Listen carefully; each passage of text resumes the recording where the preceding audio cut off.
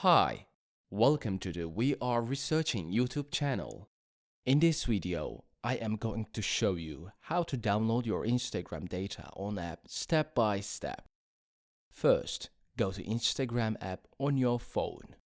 Here you are seeing the home screen. Tap on the profile icon in the lower right corner. Tap on the icon with 3 lines in the upper right. Then tap on the settings option.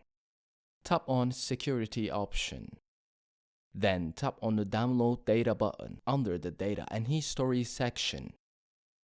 Now, all you need to do is write your email to deliver your data.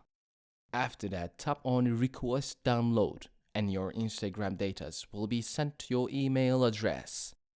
I hope you enjoyed the video. If you want videos like this to come, don't forget to subscribe to our channel, like the video, comment and click the bell for new videos.